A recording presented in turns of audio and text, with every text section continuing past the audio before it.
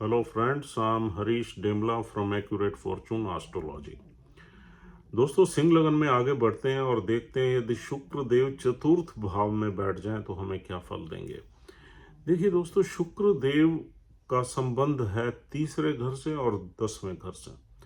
10वां घर हमारा कैरियर का है, प्रोफेशनल लाइफ का है और हमारे पिता की वेल्थ का है, पावरफुल लोगों का है, गवर्नमेंट मशीनरी का है, लॉ एंड ऑर्डर का है। और तीसरा घर संघर्ष का है, पराक्रम का है, कम्युनिकेशन का है और छोटे भाई बहनों का है, हमारे नेबर्स का है।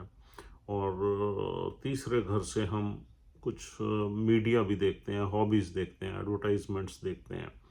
और तीसरा घर हमारी थोड़ा सा रोमांटिक टाइप ऑफ हाउस है और शॉर्ट ट्रेवल्स भी हम तीसरे घर से ही देखते हैं। अब देखिए दोस्तों, तीसरे घर का मालिक शुक्र होके चौथे घर में आ गया। चौथे घर में 8 नंबर राशि है। 8 नंबर राशि 8वें भाव की है। 8 नंबर राशि जिस घर में होती है उस घर में कुछ न कुछ मेस रहती है, कुछ प्रॉब्लम्स रहती हैं, कुछ हिडन इश्यूज रहते हैं, कुछ हेल्थ इश्यूज रहते हैं और कुछ ऑब्स्टेकल्स रहते हैं। लियो असेंडेंट के जो लोग हैं उनके चौथे घर में 8 नंबर राशि है। तो ऐसा मान लेना चाहिए कि लियो असेंडेंट के जितने भी चार्ट्स हैं उसमें चौथे घर में कुछ न कुछ सीक्रेट्स रहती हैं, डीप सीक्रेट्स रहती हैं डोमेस्टिक एनवायरनमेंट में, यानी कि मदर के घर में। और कुछ इश्यूज भी रहते हैं, कुछ हेल्थ इश्यूज भी रहते हैं, कुछ न कुछ प्रॉब्लम्स, ऑब्स्टेकल्स यहाँ देखने को मिलती हैं, क्योंकि ये 8वें घर का ही साइन है, 8 नंबर। अब यहाँ पर शुक्र देव आ गए। तीसरे घर का स्वामी जब चौथे घर में आता है तो नॉर्मली चौथे घर में एक संघर्ष रहता है। मतलब संघर्ष किस में रहेगा? सुख भाव में रहेगा। हालांकि सुख सुविधाएं सारी होंगी, क्योंकि शुक्र जो है वो तो वेल्थ का कारक ही है और गाड़ियों का कारक है और सुख सुविधाओं का कारक है, पैसे का, लिक्विड करेंसी का कारक है। तो मेहनत करके ये लोग पैसा वैसा कमा लेते हैं, लेकिन स्टिल पैसा कमाने के बाद भी सुख में कमी रहती है, क्योंकि चौथा घर हमारा सुख भाव माना जाता है। यूं तो दूसरा घर हमारी वेल्थ का है, 11th हाउस हमारी इनकम का है, पंचम भाव हमारे गेंस का है, बड़े गेंस का है। इनसे भी इंसान को खुशी मिलनी चाहिए, लेकिन जब तक हमारे चौथे घर में एनर्जीज अच्छी नहीं है तब तक हम इन चीज़ों का भोग नहीं कर सकते। और यही वजह है कि चौथे घर का अच्छा होना लाइफ में बहुत ज़रूरी है। चौथा घर अगर हमारा बहुत ही अच्छा हो तो हमारे पास कम संपत्ति भी हो, कम एसेट्स भी हों, फिर भी हमें जो खुशी रहती है, सेटिस्फेक्शन रहती है, वो क्लास 1 रहती है। इसलिए कुछ लोग हमेशा आपको सेटिस्फाइड मिलेंगे, खुश मिलेंगे, और कुछ लोग आपको सब कुछ होते हुए भी डिससेटिस्फाइड मिलेंगे। उन लोगों के चार्ट में चौथा घर बिगड़ा हुआ होता है, चाहे उनके पास वेल्थ जितनी भी है, एसेट्स जितने भी है, गेन्स जितने भी हैं, लेकिन अगर चौथा घर हमारा अफेक्टेड है, अफ्लिक्टेड है, तो उसमें हम सुख, उन चीज़ों का सुख भोग नहीं कर सकते। तो यही प्लेसमेंट है। तीसरे घर का स्वामी जब चौथे घर में आ जाता है तो चौथे घर में एक संघर्ष रहता है, कुछ ना कुछ ऑब्स्टेकल्स रहते हैं, कुछ ना कुछ मिसअंडरस्टैंडिंग्स रहती हैं, कुछ ना कुछ रिलेशनशिप में कुछ हिडन चीज़ें रहती हैं जो कि हर फैमिली के मेंबर को डिस्क्लोज नहीं होती, मालूम नहीं होती। वहाँ पर अपनी फैमिली में ही कुछ ना कुछ हिडन रिलेशनशिप्स रहती हैं। रिलेशनशिप्स का मतलब ये है, कोई किसी का जैसे माँ का बेटे से ज़्यादा प्यार है तो बाप को पता नहीं है, और अगर वहाँ पर और फैमिली मेंबर्स हैं, दो फैमिली मेंबर्स में ज़्यादा अटैचमेंट है, कुछ सीक्रेट इंफॉर्मेशन शेयरिंग है और दूसरों को मालूम नहीं है, तो इस तरीके से यहाँ पर प्रभाव रहता है। और तीसरे घर का स्वामी अगर चौथे में आ जाए तो हमारे जो सिबलिंग्स हैं वो डेफिनेटली हमारी डोमेस्टिक लाइफ में उनका इंटरफेरेंस रहता है, और हमारे नेबर्स भी कहीं ना कहीं वो भी इंटरफियर करने की कोशिश करते हैं। चौथा घर हमारी कम्युनिकेशन का है, यहाँ कम्युनिकेशन काफ़ी रहती है, यानी कि हालांकि कुछ सीक्रेट्स रहते हैं, स्टिल आई मीन कम्युनिकेशन के घर का मालिक अगर चौथे घर में आ जाए तो बातचीत वगैरह रहेगी। और क्योंकि शुक्र जैसा प्लैनेट बैठा होता है, बातचीत में मिठास भी रहता है, लेकिन थोड़ा डिप्लोमेटिक रिलेशंस रहते हैं। Venus is such type of diplomatic and selfish planet. यहाँ पर कुछ डिप्लोमेसी रहती है, कुछ मतलब एक दूसरे को इम्प्रेस करने के चक्कर में सभी रहते हैं। और यहाँ चौथे घर में सुख सुविधाएं इंसान को सारी रहती हैं, लेकिन despite it there are certain issues, certain problems. चौथा घर हमारी जो है कन्वीनियंसी को, कंफर्ट्स को रिप्रेजेंट करता है। तो यहाँ आपके पास कंफर्ट्स होते हुए भी कुछ ना कुछ प्रॉब्लम, परेशानियां रहेंगी। और 10वें घर का जब स्वामी चौथे घर में आ जाता है तो इसका मतलब ये है कि हमारा जो कहीं ना कहीं बिजनेस है, या हमारा कैरियर है, या हमारे फादर की वेल्थ है, फादर का बिजनेस हो, उसमें उसका स्वामी चौथे घर में आ गया। तो इसका मतलब वो सारी चीज़ें जो है ना वो हमारी डोमेस्टिक लाइफ में रहती हैं, यानी कि उनका इन्वॉल्वमेंट हमारी डोमेस्टिक लाइफ में, या डोमेस्टिक लाइफ का इन्वॉल्वमेंट हमारी प्रोफेशनल लाइफ में रहता है। तो वही एक प्रॉब्लम बनती है जब हम बिजनेस और पर्सनल लाइफ में कुछ डिस्टिंग्विश नहीं करते, तो कई चीज़ें हमारी जो है हाफ बेक्ड हमारे पास आ जाती हैं और उसमें कुछ मेस क्रिएट हो जाती है।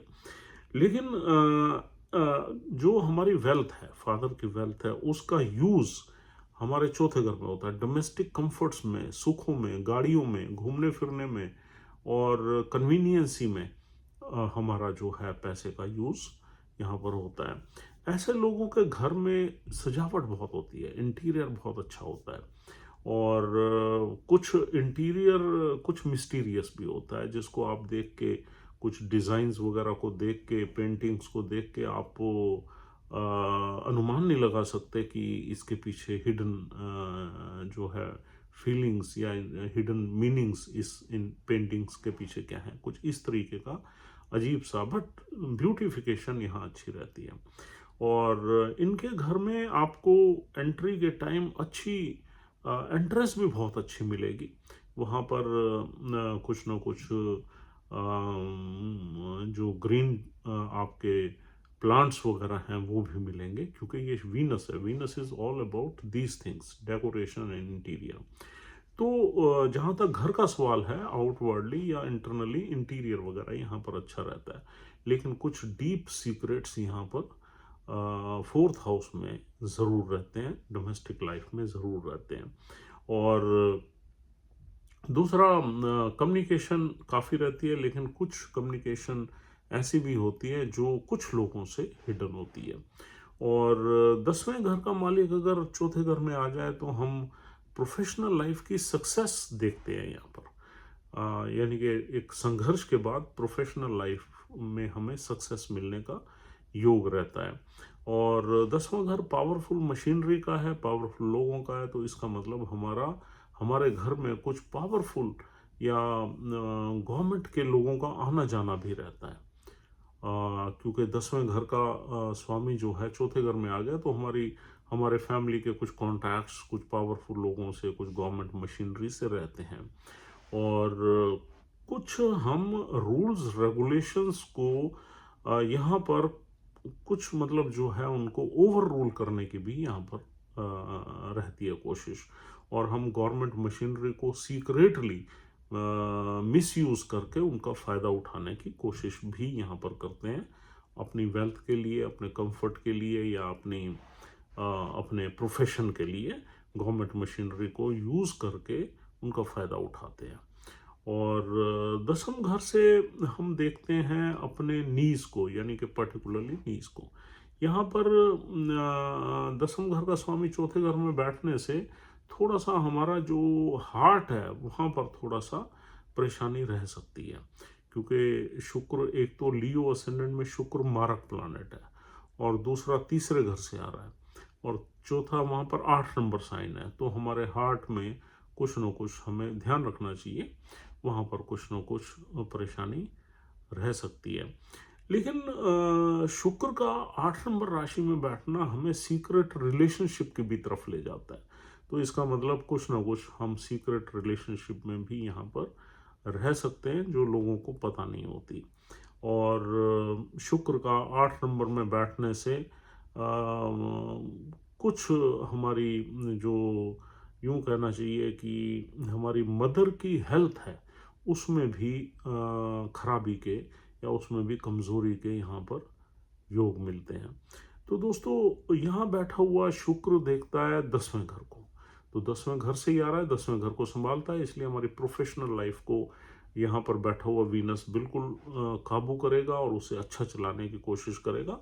और मोस्ट ऑफ द टाइम हम अपनी प्रोफेशनल लाइफ को घर से भी ऑपरेट करते हैं, या हम घर में एक छोटा सा ऑफिस भी रखते हैं जिससे हम कुछ टाइम अपने घर में बैठ के अपनी प्रोफेशनल लाइफ को चला सकें। यहाँ पर नॉर्मली देखा जाए तो बिजनेस के योग ज़्यादा बनते हैं। चौथे घर में शुक्र अगर आ जाए तो इंसान बिजनेस की तरफ इंक्लाइंड हो जाता है।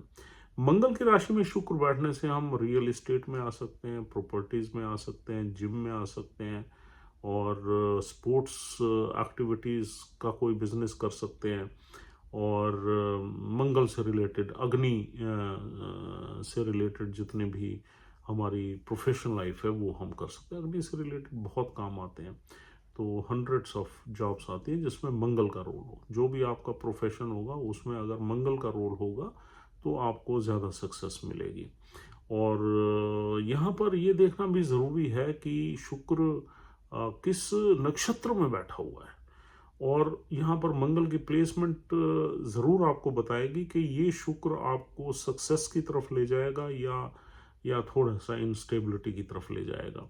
अगर मंगल देव की प्लेसमेंट किसी अच्छे घर में है या इवन एग्जॉल्टेड साइन में है, छठे घर में 10 नंबर साइन में, तो हम ये मान सकते हैं कि यहाँ पर मंगल बहुत अच्छे रिजल्ट्स देगा और शुक्र भी अच्छे रिजल्ट्स देंगे, और आदमी बिजनेस में मेहनत करके प्रोस्पेरिटी की तरफ, वेल्थी होने की तरफ जाता है। अब ये देखते हैं कि यहाँ पर नक्षत्र का लॉर्ड जो है उसकी प्लेसमेंट देखना भी बहुत ज़रूरी है। यहाँ पर 3 नक्षत्र मिलते हैं। पहला नक्षत्र विशाखा है जिसके 2 चरण मिलते हैं। विशाखा नक्षत्र गुरुदेव का, जुपिटर का है। अगर जुपिटर के नक्षत्र में शुक्रदेव बैठे हैं और जुपिटर की प्लेसमेंट अच्छी है, केंद्र में है, त्रिकोण में है, मित्र राशि में है, किसी वेल्थ के घर में है, इनकम के घर में है, तो हम ये मान सकते हैं कि यहाँ रिजल्ट्स वीनस आपको अच्छे देगा और आप एक वेल्दी इंसान बनेंगे। और अगर कहीं गुरुदेव नीच के बैठ गए छठे घर में या 12वें घर में बैठ गए, 12वें घर में तो उच्च के हो जाएंगे और अष्टम भाव में भी अपनी राशि में हो जाएंगे, वहाँ संभाल लेंगे, पर छठे घर में नहीं होने चाहिए। बाकी किसी भी घर में हो, ऑफकोर्स 8वें और 12वें घर में थोड़ी सी प्रॉब्लम्स तो रहती हैं, लेकिन स्टिल अच्छी डिग्निटी रहेगी जुपिटर की, क्योंकि 12वें घर में ऊंच के हो जाएंगे और 8वें घर में तो उनकी अपनी राशि पड़ी हुई है। तो इस तरीके से आप जुपिटर की प्लेसमेंट देखिए। जुपिटर मूल नक्षत्र में नहीं होने चाहिए, आर्द्रा नक्षत्र में नहीं होने चाहिए। इन नक्षत्रों में जुपिटर ज़्यादा अच्छे फल नहीं देते। और दूसरा नक्षत्र है अनुराधा। अनुराधा नक्षत्र में अगर शुक्रदेव बैठे हुए हैं, तब भी मित्र नक्षत्र में बैठे हुए हैं, शनिदेव का नक्षत्र है, उसमें शनि की प्लेसमेंट देखना बहुत ज़रूरी है। अगर हम शनि की प्लेसमेंट हमारी अच्छी रहती है इस चार्ट में, तो डेफिनेटली यहाँ शुक्रदेव अनुराधा नक्षत्र में भी अच्छे ही रिजल्ट्स देंगे, लेकिन रिजल्ट हमें मिडिल लाइफ के बाद मिलते हैं, 40-42 साल बाद मिलते हैं अनुराधा नक्षत्र में रिजल्ट्स। और अगर शनिदेव की प्लेसमेंट गलत हो गई, तो यानी छठे 8वें 12वें में हो गई, तो परेशानी ज़्यादा रहेगी।